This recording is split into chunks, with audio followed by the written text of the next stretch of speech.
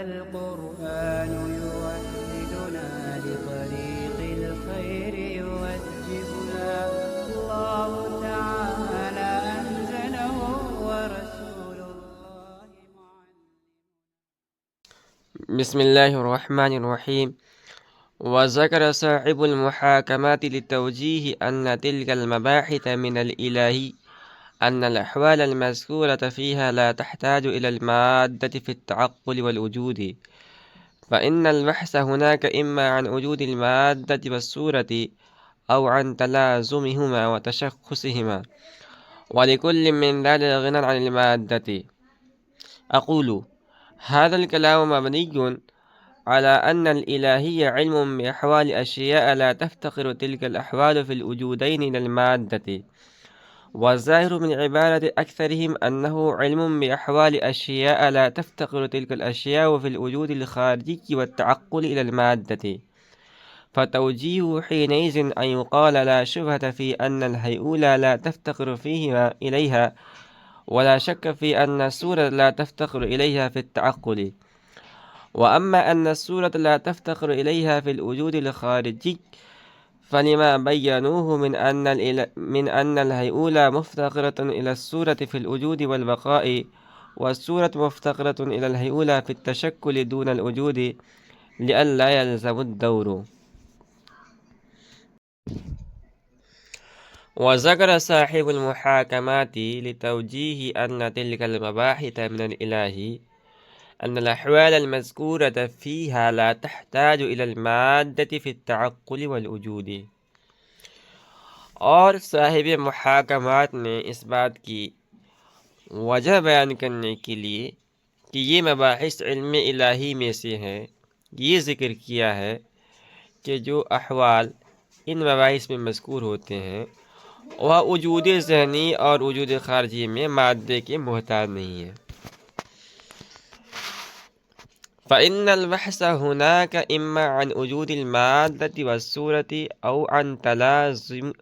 عن تلازمهما وتشخصهما، ولكل من ذلك غنى عن المادة. اس لیے کہ بحث اس جگہ یا تو مادہ اور صورت کے وجود سے ہے یا ان دونوں کے تلازم و تشخص سے ہے، اور ان میں سے ہر ایک کو مادے سے استغنا حاصل ہے. اقول، شارح کہتے ہیں میں کہتا ہوں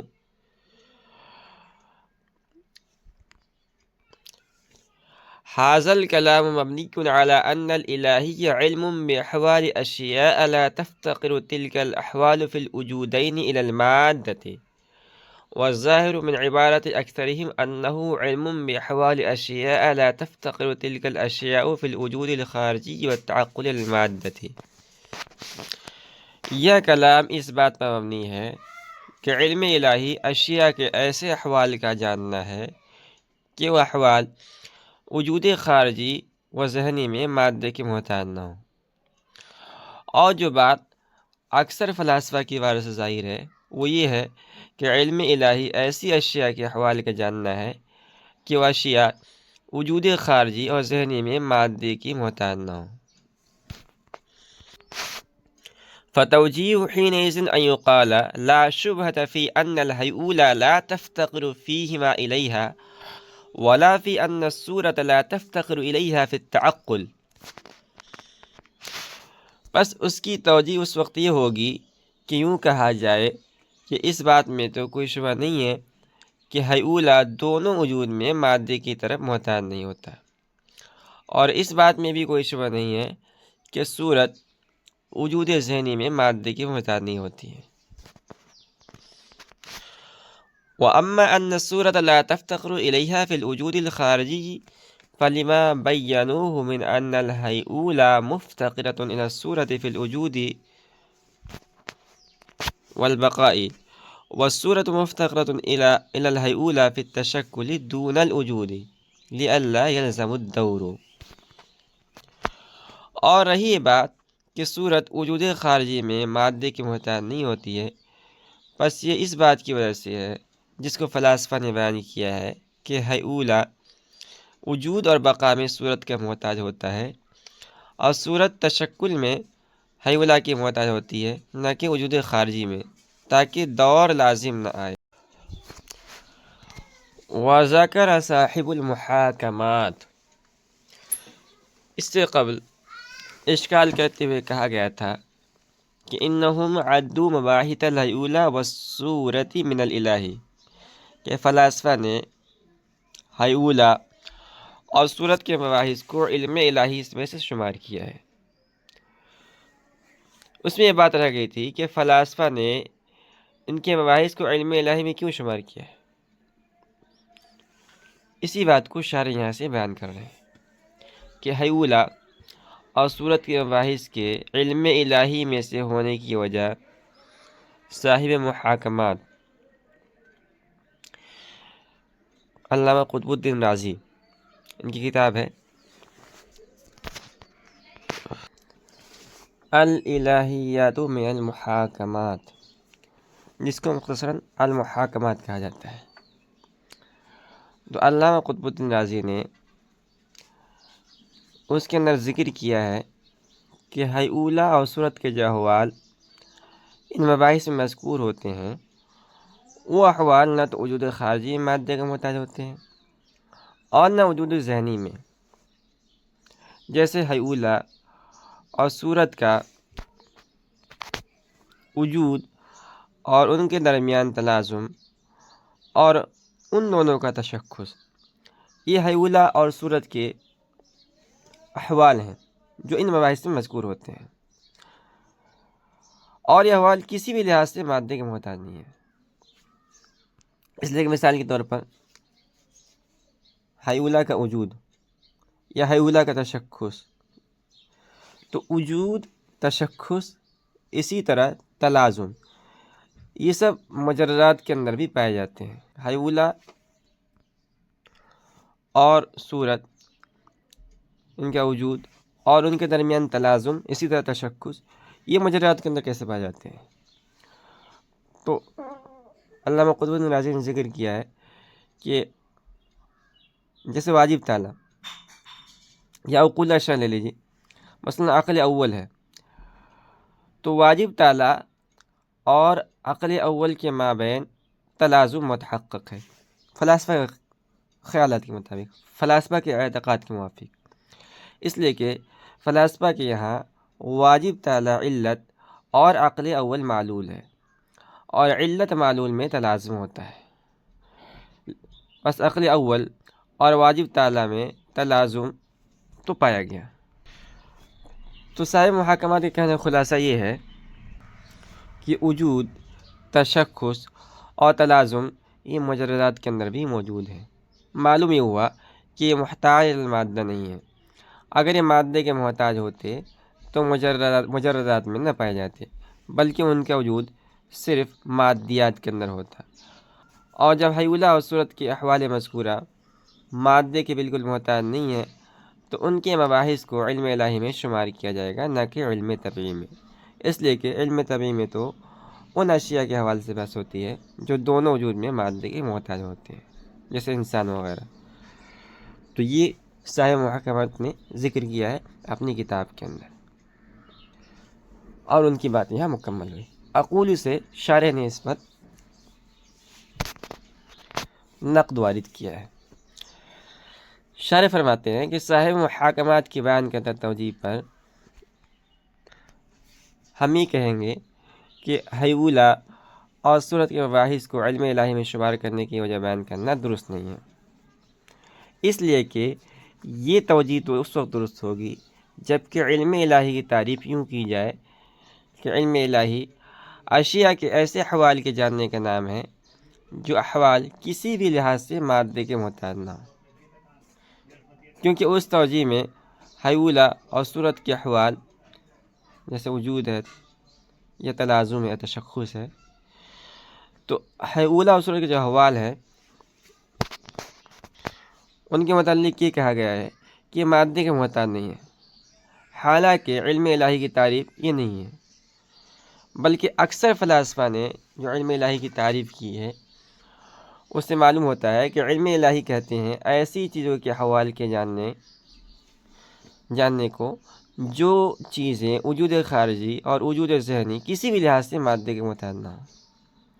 اب کسی چیز کے مباحث کو علم الہی میں شمار کرنے کے لیے یہ ثابت کرنا ضروری ہوگا کہ وہ چیز خود مادے کی محتاج نہیں ہے، نہ کہ اس کے احوال۔ تو دو چیزیں ہو گئی، ایک نفس شے اور ایک شے کی احوال۔ لہذا جب یہاں حیولہ اور صورت کے مباحث کو علم الہی میں ہونے کو ثابت کرنا ہے تو اس کے لیے ثابت کرنا ہوگا کہ حیولہ اور صورت دونوں خود کسی بھی لحاظ سے مادے کے محتاج نہیں ہیں، نہ خارجاً نہ ذہناً۔ اور صاحب محاکمات نے جو توجیہ بیان کی ہے، انہوں نے اس توجیہ میں حیولہ اور صورت کا غیر محتاج المادہ ہونا ثابت نہیں کیا ہے، بلکہ ان کے احوال کے متعلق کہا ہے کہ مادے کے محتاج نہیں ہے۔ لہذا یہ دور کی کوڑی ہے اور ان کی یہ بیان کردہ توجیہ درست نہیں ہے۔ یہ بات یہاں پوری ہوئی۔ آگے شارح نے فتوجیہ کہہ کر صحیح توجیہ بیان کی ہے کہ جب آپ کو یہ بات معلوم ہو گئی کہ علم الہی ایسی اشیاء کے احوال کے جاننا ہے جو کسی بھی اعتبار سے مادے کے محتاج نہ ہوں، تو حیولہ اور صورت کے مباحث کو علم الہی میں شمار کرنے کی وجہ بیان یہ کی جا سکتی ہے کہ نہ تو حیولہ کسی وجود کے اعتبار سے مادے کے محتاج ہے اور نہ صورت، اور جب یہ دونوں بالکل مادے کے محتاج نہیں ہیں تو ان کے احوال کا جاننا علم الہی میں شمار کیا جائے گا۔ یہ تو تھا دعویٰ۔ اب سنیں کہ حیولہ، اب رہا ہے سوال کہ حیولہ اور صورت مادے کے محتاج کیوں نہیں ہے؟ تو حیولہ کے متعلق شارح نے تو یہ کہا ہے کہ حیولہ دونوں وجود کے اعتبار سے مادے کے محتاج نہیں ہے، اور اس کی دلیل واضح ہے، شارح نے اس کو بیان نہیں کی، لیکن دلیل یہ ہے کہ اگر حیولہ مادے کا محتاج ہو تو احتیاج الشیء الی نفسہ لازم آئے گا، اس لیے کہ حیولہ خود مادہ ہے۔ جب مادہ کا محتاج ہوگا خواہ کسی بھی وجود کے اعتبار سے، تو مادے کا مادہ کا محتاج ہونا لازم آئے گا، اور اسی کا نام ہے احتیاج الشیء الی نفسہ، اور یہ محال ہے، اور جو چیز محال ہو وہ مستلزم وہ بھی محال ہوتا ہے۔ لہذا ثابت ہو گیا کہ حیولہ مادے کی طرف بالکل محتاج نہیں ہوتا ہے۔ اب دوسرا سوال یہ ہے کہ صورت یہ مادے کا محتاج کیسے نہیں ہے دونوں وجود کے اندر؟ تو وجودی ذہنی کے اعتبار سے مادے کا محتاج نہیں ہے، اس کی دلیل یہ ہے کہ جب ہم صورت جسمیہ کا تصور کرتے ہیں تو کسی مادے کے تصور کرنے کی ضرورت نہیں پڑتی، بلکہ مادہ کا تصور کیے بغیر بھی صورت کا تصور ہو جاتا ہے۔ یہ وجہ ہے، شاید اس کو بیان نہیں کیا ہے اس لیے کہ یہ واضح ہے۔ وجود خارجی میں مادے کے محتاج کیوں نہیں ہے صورت؟ اس کی دلیل شارح نے وہ اما ان الصورت لا تفتقر الیہا فی الوجود الخارجی سے بیان کیا ہے، جس کا حاصل یہ ہے کہ صورت جسمیہ وجود خارجی میں مادے کے محتاج اس لیے نہیں ہے کہ فلاسفہ نے یہ بیان کیا ہے کہ حیولہ یعنی مادہ اپنے وجود خارجی اور بقا میں صورت کا محتاج ہوتا ہے، یعنی بغیر صورت جسمیہ کے حیولہ نہ تو موجود فی الخارج ہوتا ہے اور نہ باقی رہتا ہے، اس کا وجود و بقا صورت جسمیہ پر موقوف ہے۔ تو اگر صورت جسمیہ بھی وجود خارجی میں مادے کے محتاج ہو جائے تو دور لازم آئے گا، کیونکہ مادہ وجود خارجی میں محتاج ہے صورت کا، اور صورت وجود خارجی میں محتاج ہوگی مادے کی، اور جب دونوں ایک ہی چیز میں ایک دوسرے کے محتاج ہوں گی تو دور کا لازم آنا ظاہر ہے۔ لہذا دور سے بچنے کے لیے فلاسفہ نے کہا ہے کہ صورت اپنے وجود خارجی میں مادے کی محتاج نہیں ہے بلکہ اپنے تشکل میں ہے، اور جب توقف کی جہت بدل گئی کہ ایک تو محتاج ہے وجود خارجی اور بقا میں اور دوسری محتاج ہے تشکل میں، تو دور لازم نہیں آئے گا۔